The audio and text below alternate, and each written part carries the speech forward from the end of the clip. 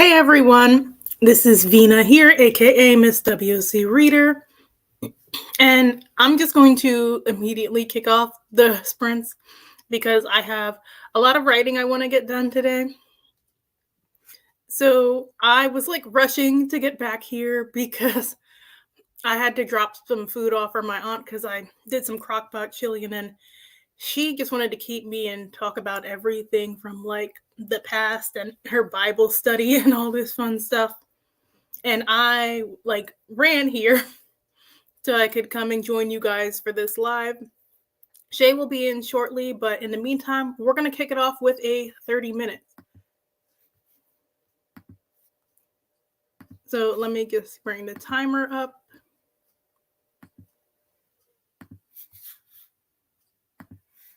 And I got the cuddly polar bear today. So I will see you guys in 30.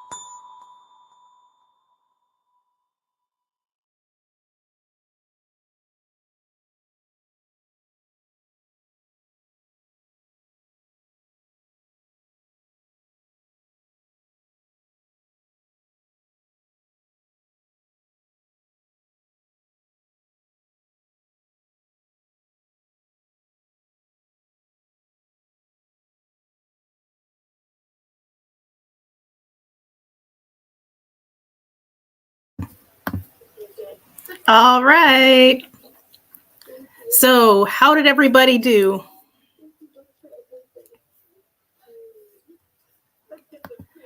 I did 197 words that round. I'm back to working on my fantasy project. I realized that my timeline was going off again. So I had to go and tweak some things in there because I'm like, oh, I'm like doing it.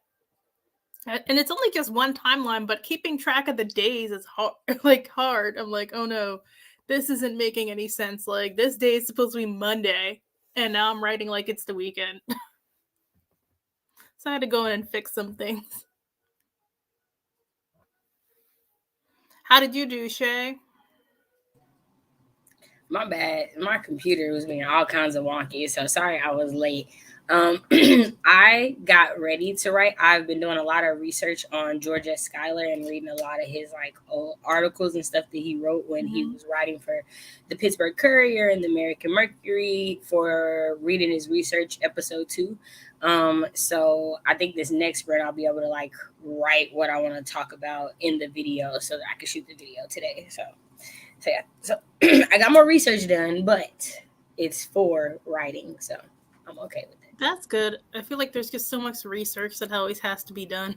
Oh, for sure. For sure. It is not, it's no little thing at all.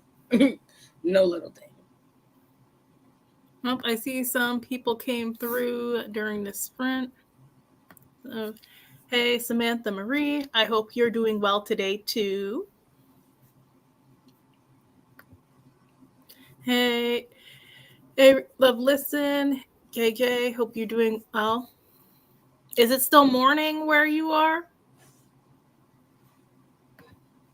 Alicia, aka Birdie, and the books came through. Hello, Alicia. Deja, hey, D Roxelle came through. Not writing, but just wanted to say hi. Well, thank you for stopping by to say hi. Yeah, that timer, at the end, that noise was a little bit scary.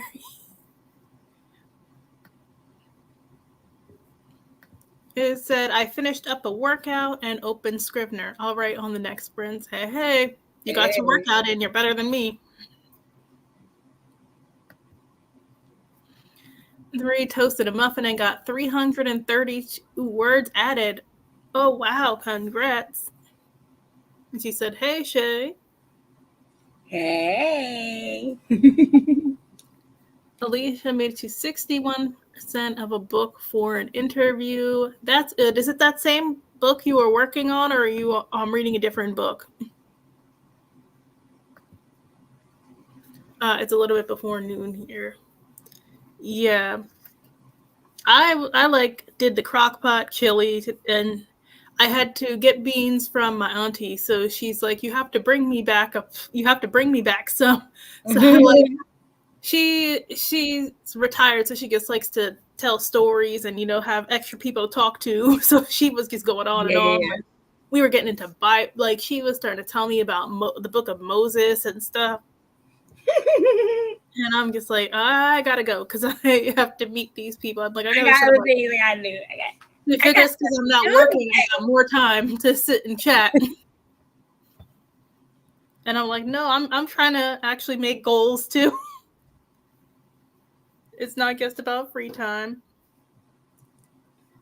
Like, I still have a couple of books that I'm trying to finish this month too that were on my TBR, and I am only a couple of chapters into the one, so I'm trying to finish at least 2 fantasies by next week, and the library books are coming in. The library books always come in when you think you have 5 weeks, and it comes in in 2 days. So I'm trying to figure out how to get those library books read too. Yeah, it is the same one. Okay. All mine are on the library except for Forging the Nightmare. And the world we make, all the rest of them are on the library.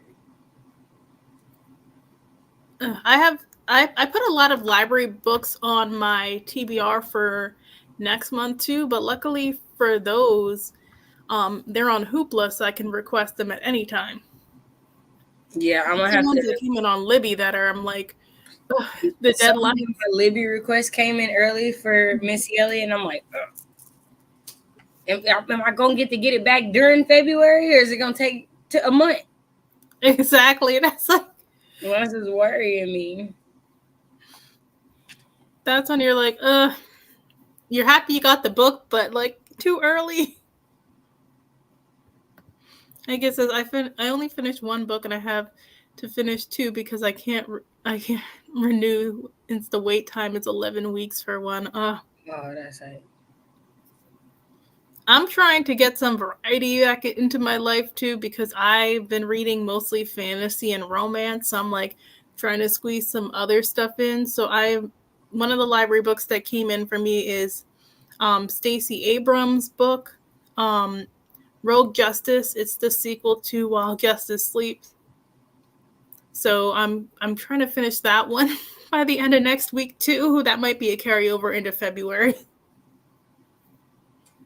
I need to put some more romance on my like list. Like I'm gonna read because I like you sent me a romance. Mm-hmm. I think you sent me two romances, and so I was like, oh okay, well I can knock those off, and then Yeah, Alicia had sent short me a one. few too, and so I was like, okay, well maybe I can just knock a few of these off, like make one weekend in February Mm-hmm. like a Black romance reading weekend, and just read, just sit and read, because I'm gonna go to a cabin for part of Black History Month for like a little bit, to have like a mini like writing retreat and see how Yeah. like it happens out here for like a hey y'all trying to, I know Oklahoma's in the middle of the country, but if you want to come, we got cabins and shit. But yeah, so I'm gonna test it out to see how I like it and whatnot, and I think I could do my little romance reading weekend there. Just curl up around the little fire pit and read a book. I likes it. I likes it. That's good. Doing you're doing a little getaway for yourself. That's always important. Right. And hopefully you enjoy the cabin. I'm Plus, hoping so sometimes it's too. good too to just lock yourself away and write in like a different environment. I'm gonna plan to start a short story the day that I get there and just try to finish it over the weekend, and just like, this is the short story I wrote in a weekend. Obviously there's gonna be some editing to it Yeah. first, but just that first draft in that weekend. And if I can get it done, it'll be the next short story that I put on Wattpad for people to read. Well, you are like on the grind right now with your writing. I've been trying, man. I really been trying, cause like, when your like mental health tanks and you just aren't doing anything. Like I was really like kind of in like a stale place for a year and a half. Like I would do reading stuff, but I wasn't really writing. I wasn't really Mhm. putting as much effort into it. And like when I looked and it was like October and I hadn't done a blog post since January, I was like, okay, no, we gotta come out of this. Yeah. We gotta dig our way out this hole, claw it out. We gotta do it because we can't keep doing that. Yeah, like I had just finally like got back into steady writing last year because I took a couple of years off between like COVID and the pandemic and work and all that craziness. I just could not write. So now I'm like getting back into it, and I was on my grind like October, November, and then December. I fell off a little bit, so I need to get back on now and get back to writing every day. Like you know how we were writing every night. Right. And I done slacked off on that, and I'm like, okay, I think I'm gonna just change the time frame that I'm gonna do it for February and just have a Mm-hmm. better time on it. Cause yeah. That's why I started streaming in the mornings on Twitch, because I was like, okay, maybe this will be how I have to get back into getting my schedule back. But that holiday and then those Yeah. ice days, all of it threw my entire schedule off. I didn't want to wake up. I wanted to sleep under the cover, have some hot cocoa. I didn't want to be bothered. That's how I am. I'm like, I don't want to wake up too early. Like I want to get up around 9 o'clock. But then I'm like scrambling to be productive when I get up around 9 o'clock. Right. Like, you could have been up a couple hours, and I didn't. We just gonna have to get it all done now, and that's just gonna be that.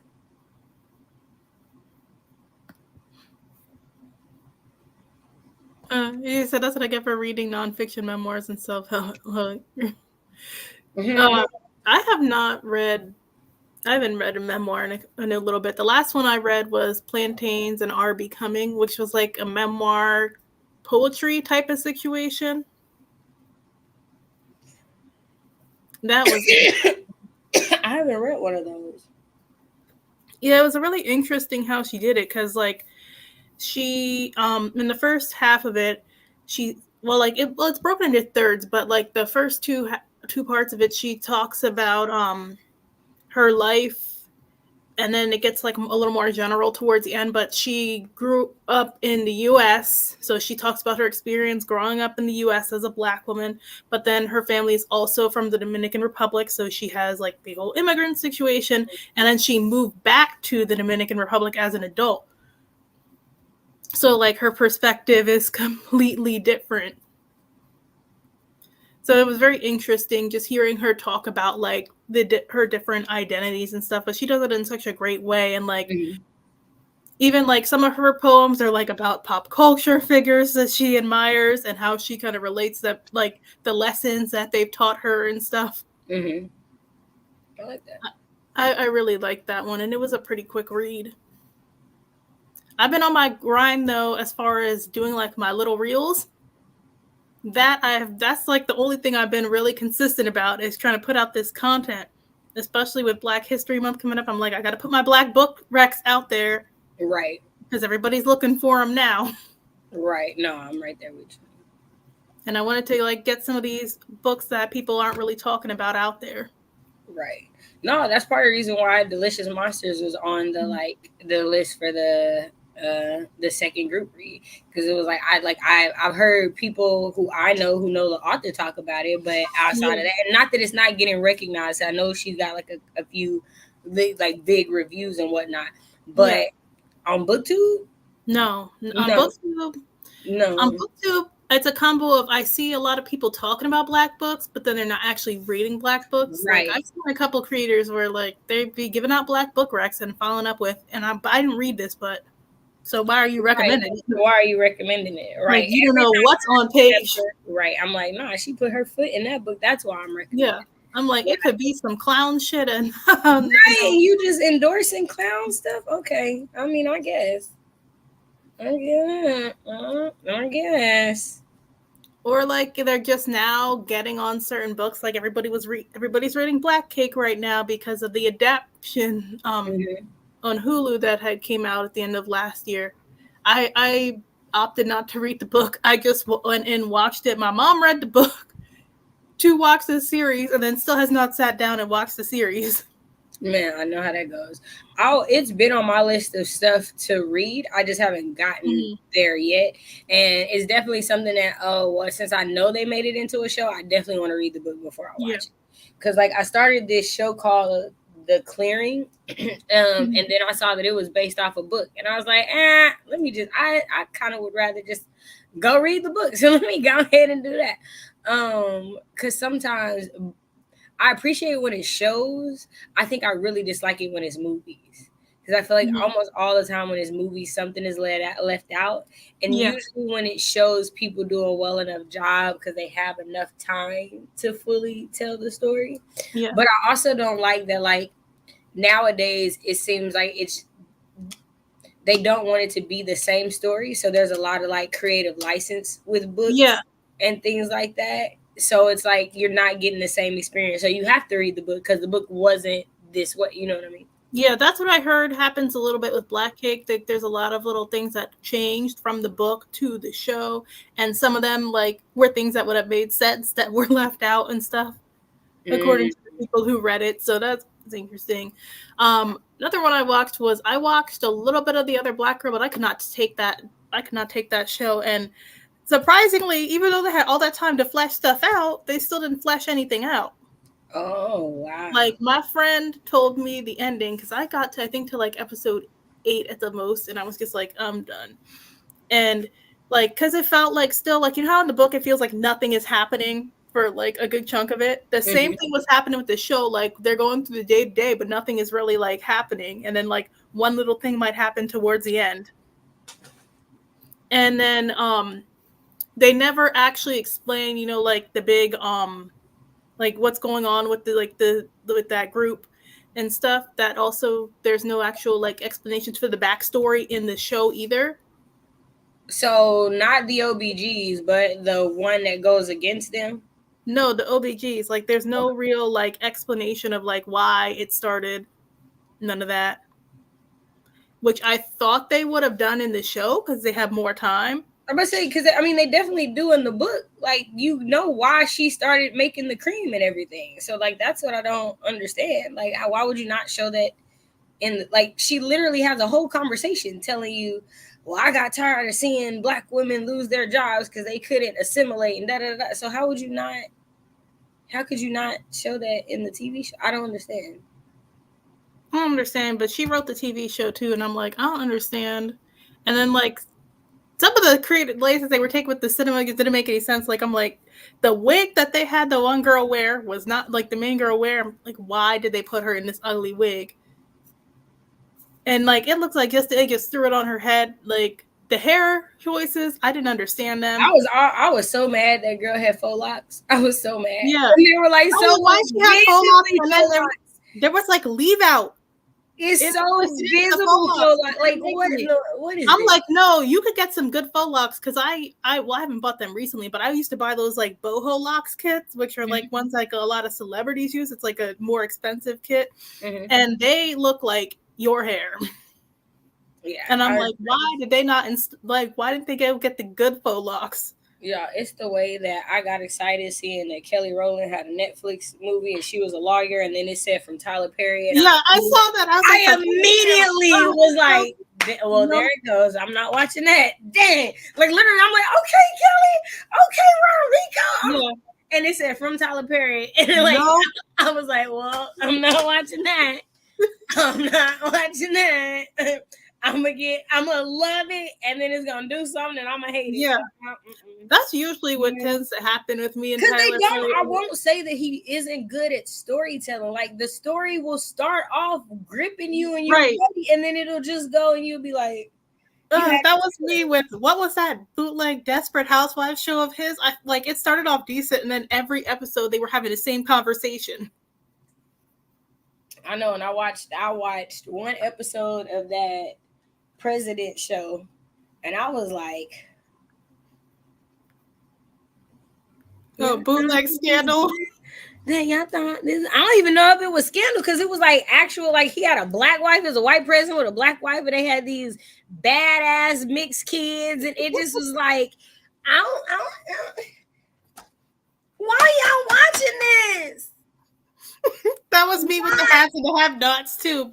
Every episode of that was like the same conversation, stated different ways, to the point where I got sick of it.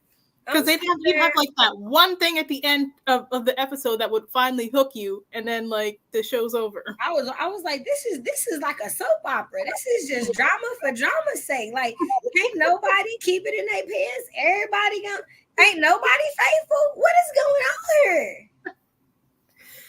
Yeah, that sounds about right.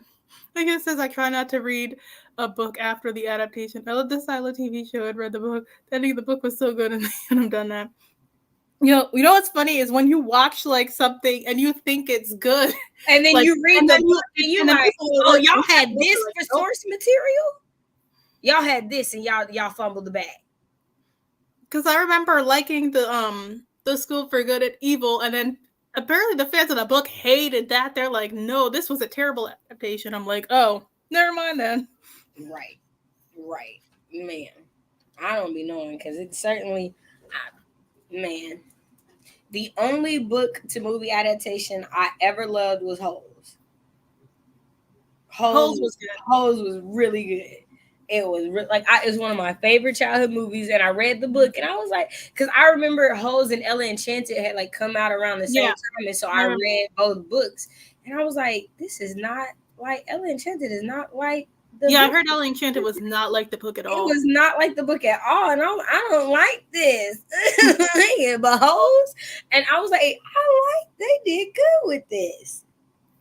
The only adaptation I liked better than the book was Aquamarine. I remember reading Aquamarine a couple of years before the movie, because it was like at the Scholastic Book Fair, and they needed to make those changes that they made in the movie, because the mermaid just chilling in the pool the whole time was not it. And like the friendship was better in the movie, like just like the way they showed them as friends and stuff. That's the one with the blonde, the mermaid, right? Yeah, Yeah. that's like the girls, and they find a mermaid in the pool after a storm. Like it was an okay book, but it was much better like the way they fleshed it out in the movie. That makes sense. Sisterhood of the Traveling Pants was an okay one too. See, I think I read the book, but I can't I remember what don't. I don't think I wanted to read the book, and I was just irritated that there wasn't a black girl in the sisterhood, so I never watched the movie. And then I was like, I mean, you could have had one from every group. Babysitters Club did it, and that was the thing, right? Is that in my head, I had already read so many stories that did include diversity, even if they were a white main cast. That having a white main cast wasn't an excuse to me. Yeah, no, because there was usually like at least like one of everybody. Right. I think it was forever before they got a Hispanic girl in Babysitters Club, but Claudia was there from jump, and then I don't know why I can't remember the black girl's name right now. Let's see, we got Christy and Claudia. We got Christy, Claudia, Marianne, Stacy. Why can't I remember these two girls' names? I can't remember the two younger girls that saved my life because they were the junior babysitters. Yeah. But they were best friends. It was the girl with the curly red hair and the black girl. I remember that, but I can't remember that names. I'm saying if you have an ensemble cast, you can at least try and be diverse. That part, especially back then, and it wasn't like nobody was thinking of it as checking a box at the time. Like, and if nobody was thinking of it at the time, then I don't understand why it's got to be that now. It just was a thing. Yeah. Well, I'm gonna start another sprint. You down for another third? No, my bad. We just I'm just looking at like we talking. So let me get back to work. No, I'm right there with you. So I'm gonna just reset the timer. I'm just waiting for it to hit 55. No, you're totally fine. Like I said, it's crazy how things were more diverse before. Yeah, at least like the diversity made sense. No, that's why it always would get me irritated when people would talk about, well, there's no, it was, Friends was accurate. And I was like, do y'all know how many white people guest starred on in Living Single when it first came out? Like, Rosie O'Donnell was her best friend, like, in the show. Like, from childhood, not from college, but like her whole life. Like, come on, y'all. Diversity has always been there. Yeah. It's just who wants to make the effort. That part. Let me go ahead and share the timer, and I will see you guys in 30.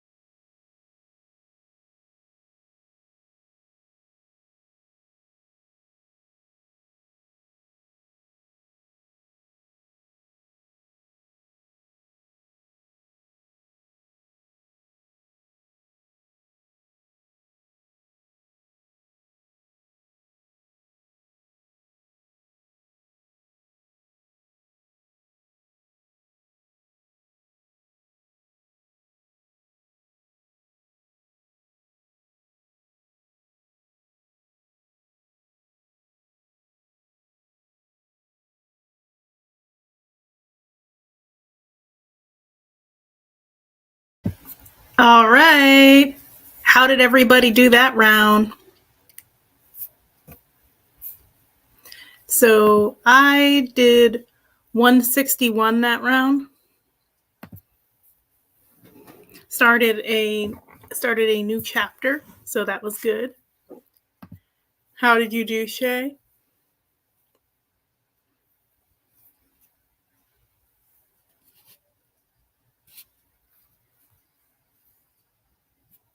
My bad. I had to figure out where I was. So I only got 83 words, but that's because I went through and finished reading the article that I was reading from the American Mercury by Georgia Schuyler.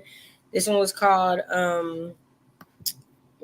Negroes Reject Communism. And I was curious to see what he was going to say because he ended up being a very hard right wing conservative. And when I was reading what he was saying, I honestly wasn't really disagreeing with a lot that he said in this, especially for the time that it was. And I think it's interesting because I feel like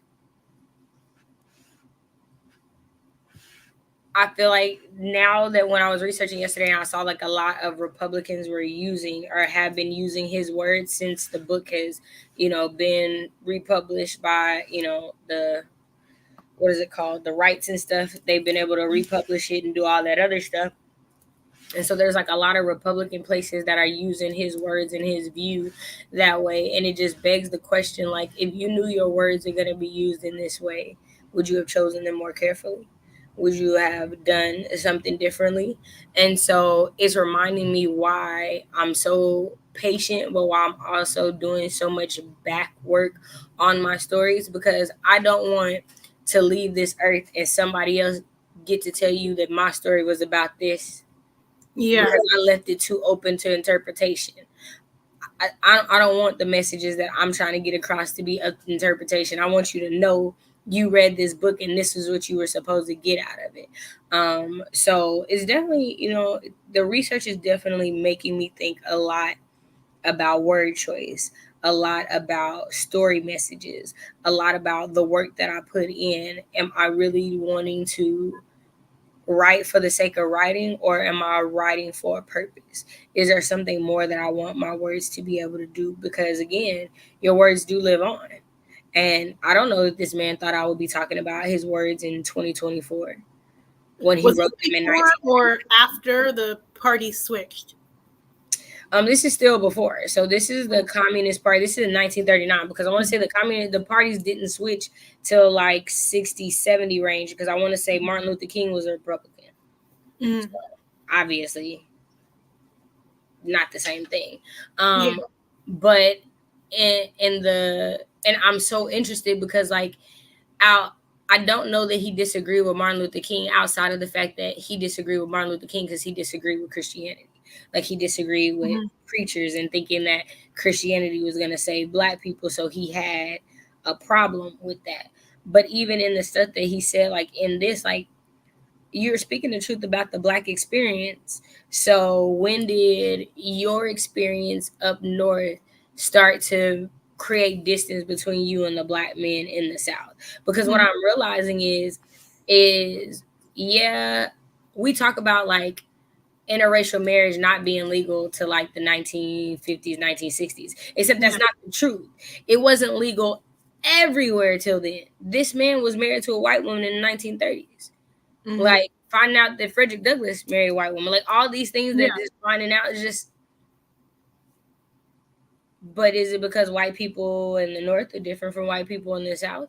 Because black people in the South that were marrying white people were getting killed on their way up north to go get it.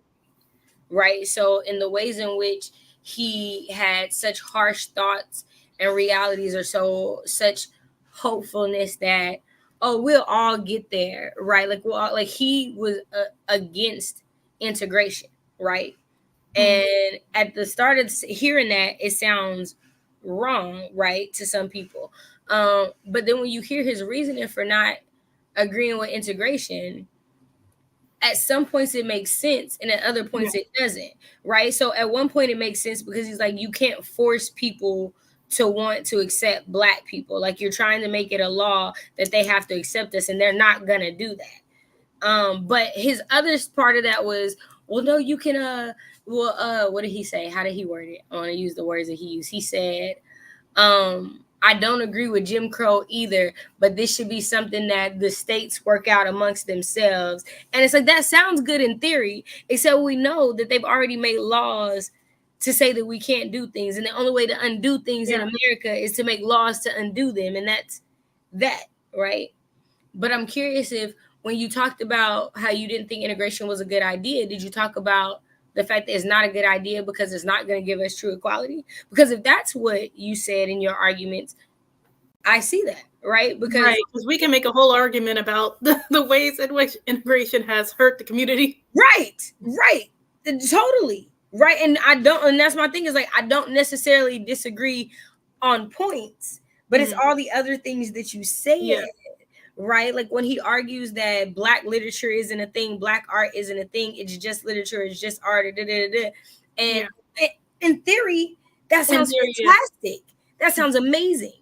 But in actuality, you don't study black painters or artists or black, like that wasn't a thing that you did. That wasn't a thing that was common. It's not a common thing now. Yeah, just like the we're all human, regardless of skin color argument. Right, we're all Americans, because that was his thing, is black people have been in this country for 300 years at this point. They're not African, they're American, was his thing. Like, they're just as American as white people. And it's like, that sounds great, except that's not how they see it. Yeah. And so I'm curious, and the more that I read the stories of people written at these times, the more I learn about these authors. Like, my thing is there a level of suspending disbelief that black people who marry outside their race just have to do? Like, because this person you love is this way, you just have to believe that everybody can be this way? Or is there a level of racism that you have just accepted is going to always come with white people, and we're going to have to work around that? Because again, like, his theory is that the only way to get rid of racism was, I don't know if I'm saying this word right, but miscegenation. Pretty much interracial relationships is the only way to get rid of racism. Except you had a prodigy, a prodigy daughter who is literally writing whole classical music before the age of 10, and yet and still you guys had to go across seas in order for her to be able to play any and everywhere.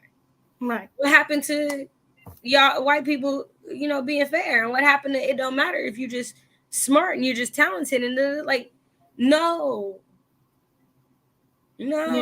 So I know that's like when they push that idea that that we're all going to be mixed one day. Right. No, and literally what I want to say, it was like 2040 when they first it's pretty close too. It's pretty close. It was like, there's no way without someone doing something nefarious behind the scenes that is ever going to be possible. And I'm like, what are y'all gonna do? Go to Africa and just, because like, how? Yeah. And the other part that's been getting me, and I've been thinking about this as far as just like all the conversations that have been going on, right? Like, and this is not at all shade or trying to sow discontent or anything like that. But if you look at the censuses that we've had in America, right, and you look at the population of Black people at the time that we end slavery and we go into this, and how is Black people 15-16% of the population and goes down by 3%? Mind you, nothing else is growing or going down in that, and it not be considered genocide, right? And then we know that genocide is wrong and it's not good, but when have we ever had a country invade America for the genocide of Black people? Yeah, the census numbers don't necessarily track. And I remember reading an article about that in relation to Puerto Rico, because a lot of people who are Black were not checking Black on the census for Puerto Rico. And that does also count against the rest of the US. And they had to like really push in the past couple of years to tell people who are Black, check the box that says Black on the census. because they're further harming your rights by you not checking that box. Right. And in this time frame when these things are going on, like, no, you guys were doing things. That's the only way in this time frame that people are dying. Because how in slavery, when we don't have no way to take care of ourselves, are we constantly growing? And then y'all free us and now we just dying? Mm-hmm. Like, the logic ain't logicking. The math ain't mathing. And it's just, as I'm reading these things, like, I'm not inclined to date outside my race now. I can't imagine living in this time frame and ever feeling comfortable to do that. That reminds me of, like, there's this book coming out that a friend was telling me about by Lauren Blackwood. I forget what it's called. It's some kind of YA. And it's set around Civil War time, but it's also like an interracial relationship, and it's vampires, but the white vampire only feeds off of black men. And I'm like, but how can she be in a relationship and say he's one of the good ones because he's not feeding off of black women, but he's still feeding off of black men? And I'm like, the logic isn't there for me. This is why these stories don't work out when you try and romanticize that time. And it doesn't make why? What is possessing you to write a white hero that is literally killing black men as your love interest? Like, think about that. Why? What? These motherfuckers need therapy. God. The way that just angered the mess out of me, because what are you, and for children? You're writing this for a child. Like, you expect children to read this book. That's the target audience. Yeah, they already don't teach people to write history about the Civil War because they keep acting like it was just like the Union versus the Confederacy and we should be on the side of the Union. Nah, the Union hated black people also. If I could keep the Union together and not free the slaves, I would. Is it like this idea of there were some exceptional white people in the Union needs to stop, because I see that in too much historic. Man, it's the way that historical fiction trying to convince us that there were always exceptional white people, and it was just like, no, not really. And we could have a whole discussion as to why, like, the whitewashing of, like, Lincoln's history. Right. Because they partially put Black History Month in February because of him, but at the same time, he didn't give a crap about black people. Right. Like, the reason Black History Month is in February has to do with President's Day, Lincoln's birthday, Frederick Douglass' birthday. Yeah. Like, Carter G. Woodson picked a time for a specific reason of people he felt were important to Black history and Black American history specifically. Like, when people act like they gave us the shirt, they didn't give us shit. They didn't. If you this man created it for us. Yeah, it started as Negro History Week. Pushed for it. And celebrated it regardless to if they were going to make it a federal thing or not. It doesn't even become a federal thing to dang near, I want to say the man is dead. Like, that's why I hate, like, anytime a black person says they gave us the shortest week, I get so mad. Well, that's because people keep skipping the history part of Black history. They didn't give us nothing. The purpose is to study Black history in the U.S. during that time. And if you did that, you'd know that. Like, and it's insane to me because I've known since I was in elementary school.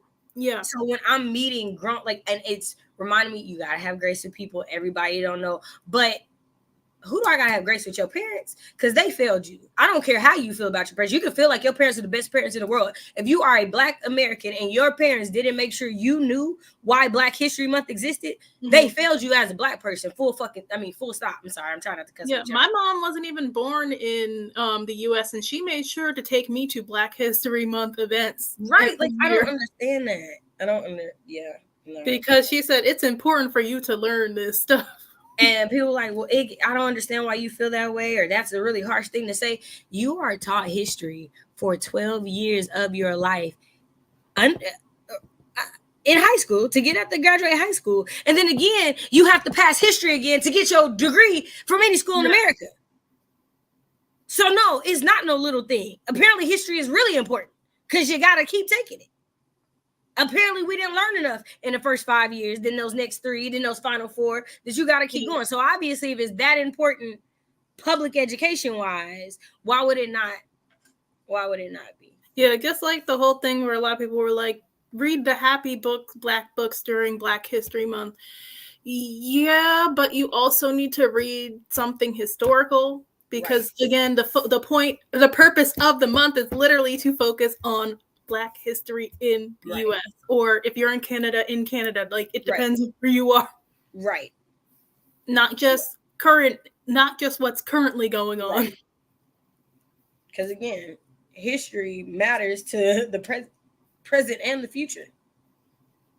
Like, I don't know. I just get so the story, learning about this man, learning about his belief system, learning how he moved through the world, and the eye and the way that he spoke and the eye that he held on other Black people.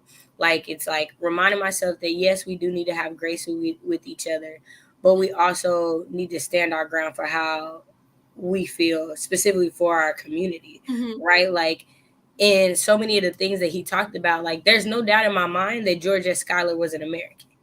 No doubt in my mind that he was an American. Do I think that he thought of himself as a Black American? No. And I know that he doesn't, because he talks so much about individualism. And as a culture, no matter what continent you are as a Black person, that is not a culturally Black thing. We are a community-based people, always have been, no matter where we are, no matter what we do. That's why people always talk about Black student organizations on campus and how they're always close, and they're all because we find community, we create community. That is us.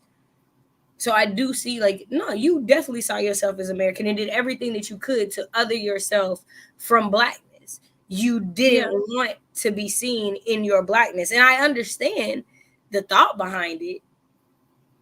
But you have way more faith and hope in humans than what they actually are capable of.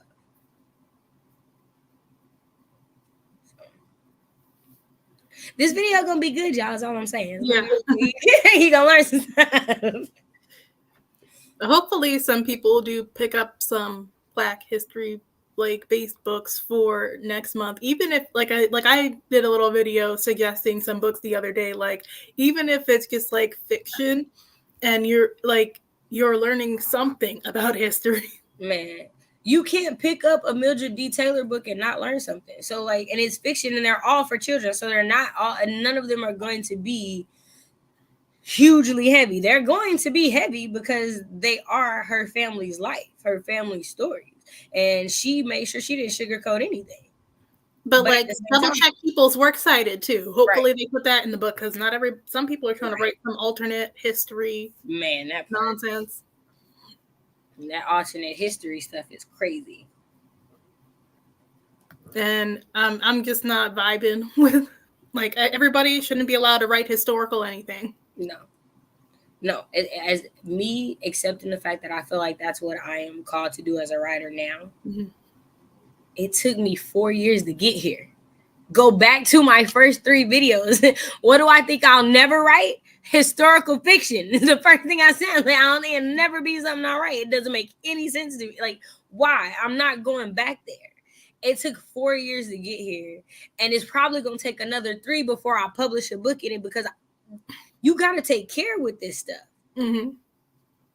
Knowing now that whatever I write, fiction, even if it is fiction, might be the only way some kids get exposed to Black history. Yeah. I have to take this seriously. This is not a game. This is not something to be like, oh, well, I'm going to just take someone else's word for it. I'm not going to actually go look and actually do the research and actually put myself in this mindset, right? Like, come on, y'all. Like, and it can't be like some Bridgerton. Well, let's just paint the people Black. Yeah. And ignore history and ignore all the other things. Because it doesn't even bother me when, like, y'all make a character Black.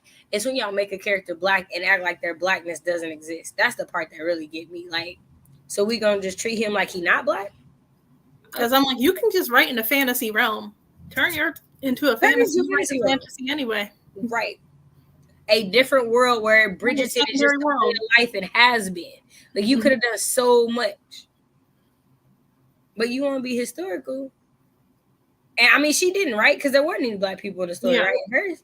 No, she didn't write it. the show made it black, and then they hired a black author to write the sequel, like a special book that was based on the show, which also didn't make any sense, for that spin-off series with about Queen Charlotte, which I had a whole problem with that. I'm like, first of all, Queen Charlotte was not black. Stop trying to put that woman on black people. I'm like, is it because they said that woman was ugly that you all keep trying to put her on black people? I don't understand. Because nothing actually says she was black. It's just that they tried to say she's black. Somebody tried to insinuate she was black because she's ugly. They were using black as a diss. Right. No. Like there's this Twitter thread and there's no actual fact behind her being black. Being black, right. No, I was seeing this Twitter thread and it was like about how non-black POCs or caricature black women to like make their videos, and it was just like really, really ugly. And somebody was like, well, if you see this and you think black women and there's something wrong with you, and it was like, no, this isn't how we are. This is a caricature, meaning it's exaggerated. It's not us. Like it's them being extra of us. This is how we look to them. And in the concept of that, I was like, it's the way in so many ways that like y'all really do like look at black as a synonym for ugly, and it's just insane to me. Because there's no way they said it was some specific person who tried to say, oh, she must have Moorish ancestry because she's ugly. Like, don't put that ugly woman on us. I'm about to say, first of all, because we know, like, in general, that ain't us. Slavery. Like, no. She also loved her some slavery, so I don't. Right. So we got a black woman. We do a whole show where we paint her as a biracial woman and dress her up as a princess, and it's all good. Yeah, I'm over it. They said, I used to watch a lot of the DNA videos, and many white and black folks had some interesting results. Yeah, that's true. It's always interesting watching those DNA reveals. Like you'll see like the really, really light-skinned people, and they're like 90% black, and people like who'd be assumed to be way lower. And people just like some of their ancestors like you just wouldn't expect. Right.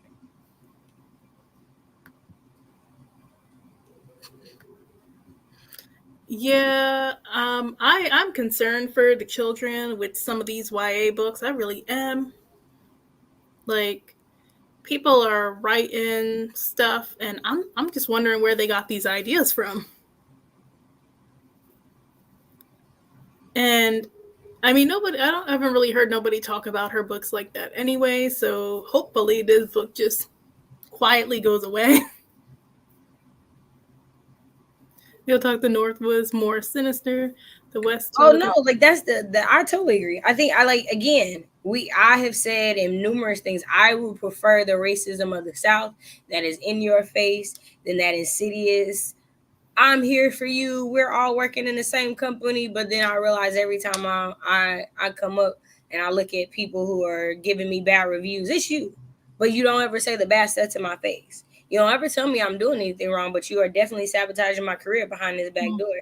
Yeah, nah, I prefer the outright racism. And again, it could be because I've grown up in places with way more outright racism. So I'm used to it. And to me, it's a lot harder to be able to point to like, nah, that's racist when people are smiling and being nice in your face and have anybody else listen to it.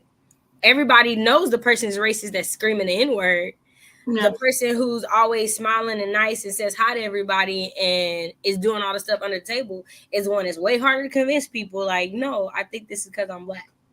I think Also, you're there's a misconception that up in the north, the white people are a whole lot nicer. Because I'm in Pennsylvania, and they specifically said we've had the most racist propaganda the past couple of years compared to any state. Like yeah. that's a proven First of all, fact. I don't understand why And people act like there were these not white people are really bold constantly. up here. They're not calling you the N word to your face, but you can see, like, go pull a news article that mentions minorities, and you'll see all the comments from them. There were so many like race riots and things like that in the Northeast. Like people act like it didn't happen. Like no, it did. It did. Like y'all were bullying the mess out of people. Like, there was sundown towns up here too, and they were sundown towns till the 80s and 90s. Just like stuff that people don't really think about. Like, it's not all peaches and cream up here in the north either. Because we also have, like, some of the, like, it's specifically one school district here in Pennsylvania, in York, because it's the author of Forging a Nightmare. She's a teacher, she works for that school district, and they have a whole group trying to fight these book bans because they have, like, I think it's like the second highest number of challenged books in the country in her school district. And people wouldn't expect that they had so many bans and so many challenged books, that it makes up like the majority of them in the country, and it's just isolated to one particular spot of the state. And people are letting their real feelings fly there too. That's crazy. I just I, all I know is it is solidifying for me the desire to not have children. As much as I love kids, I power to y'all who are already raising them, because there's no way. There's no way. There's so much that you have to, like, work against as a parent. Like, this literary crisis is bad enough out here. I'd be trying to help my nieces, like, stay on their reading grind, and because I'm like, we already live in an area where our reading scores compared to everybody else was already low. Like, it's just always been particularly low in my area for a long time. But I'm like, now it's worse. Because now the kids all over, they just ain't reading. And they're not making books that the kids can even read. Or want to read. Yeah. Because I'm like, I'm starting to see, like, slowly see some lower page counts. So I do appreciate that, because we do need lower page counts in YA and middle grade. The problem is the book is still the same price with the lower page count, so that's an obstacle. But also, like, people writing for their today selves in what they wish they had when they were younger, so it doesn't actually read for the younger audience.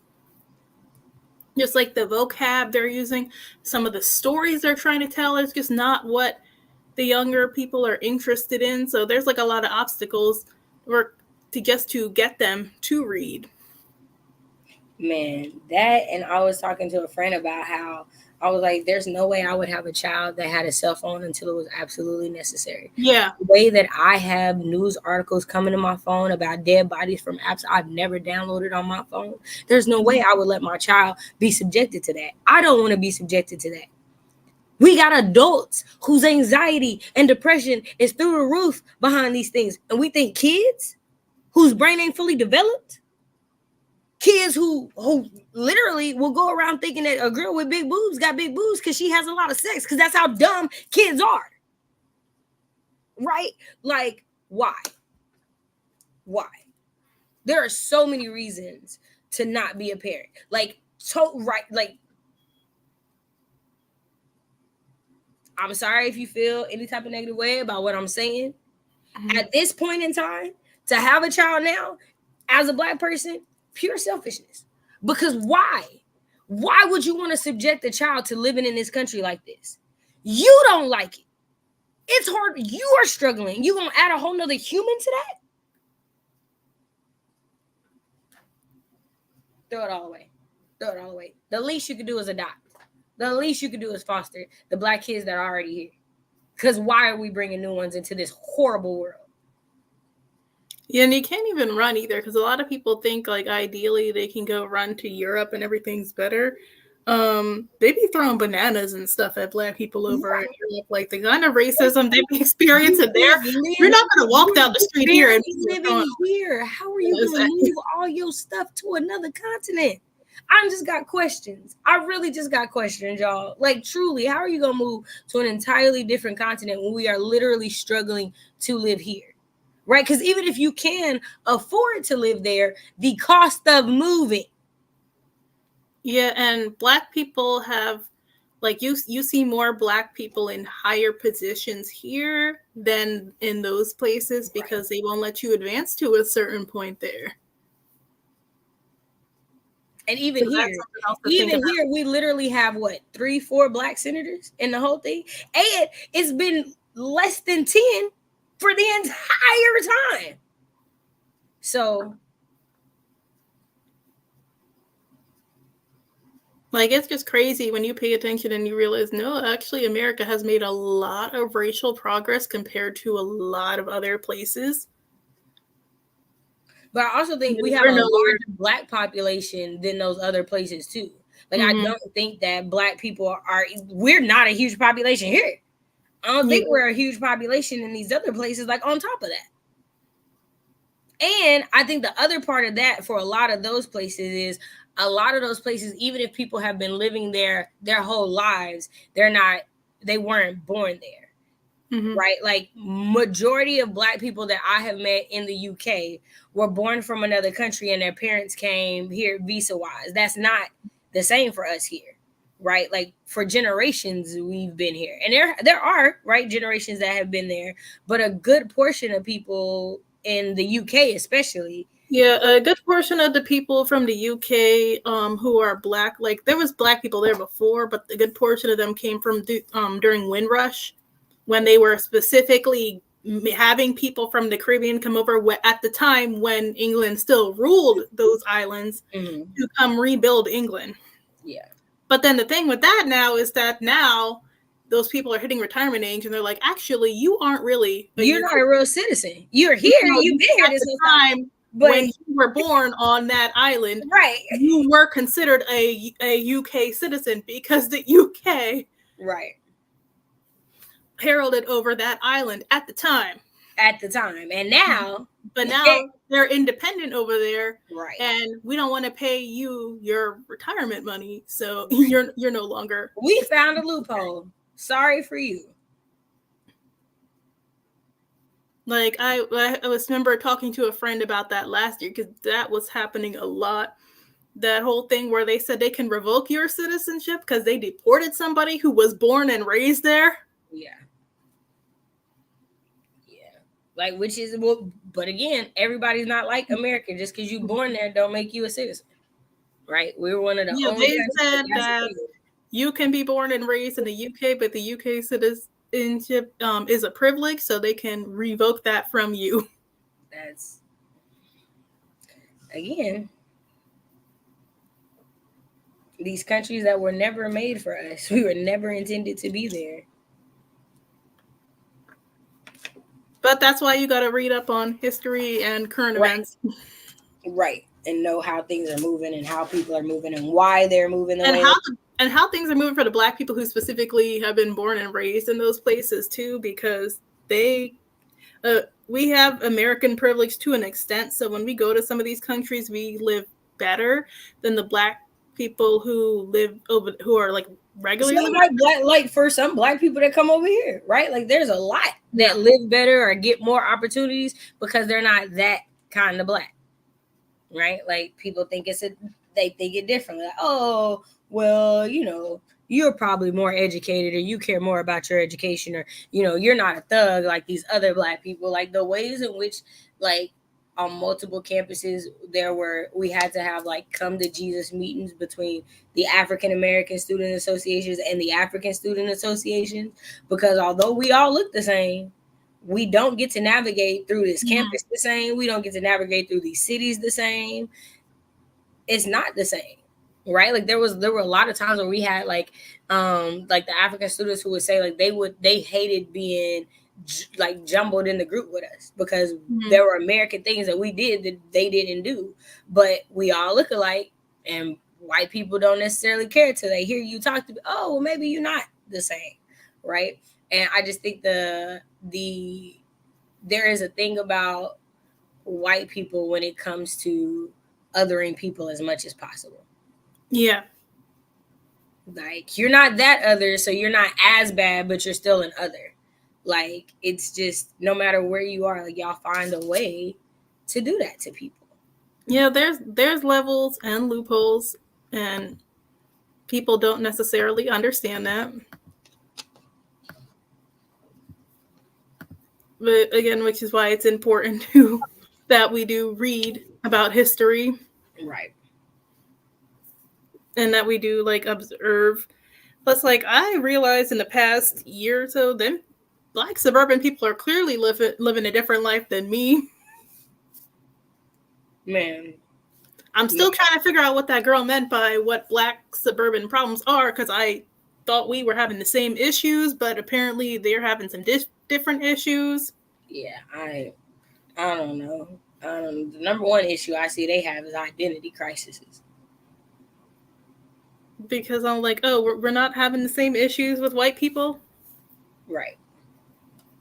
Right. Then again, we don't have a lot of them in our neighborhoods, and the ones who are in our neighborhoods know to keep quiet and fall in line. Right. Don't act stupid because you just be a calm down. Act like you have some sense in this space. Yeah. And most of the ones in black neighborhoods have black family members. Right. So that's a different level versus living as the minority in their neighborhood. Right. No, because definitely there are definitely people who live in minority neighborhoods but do not become part of those neighborhoods. So you want to do another 30 minutes? Let me see. I actually thought we were gonna be doing 2 hours. Hold on, give me a second.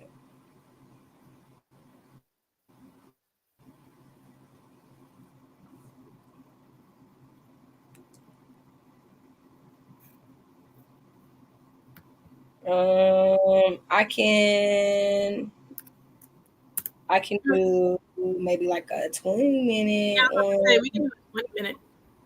Okay, I can do a 20 minute one. All right, let's do a quick 20 minute.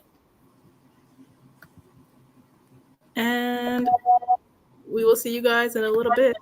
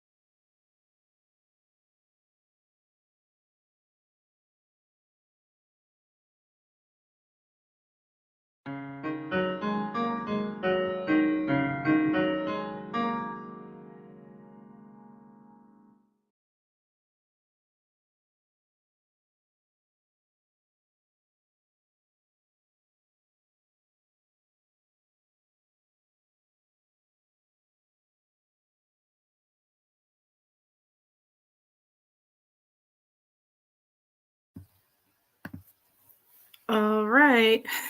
Not gonna lie, that time the timer scared me a little bit, but I did 386 words that round, so pretty good final round for me.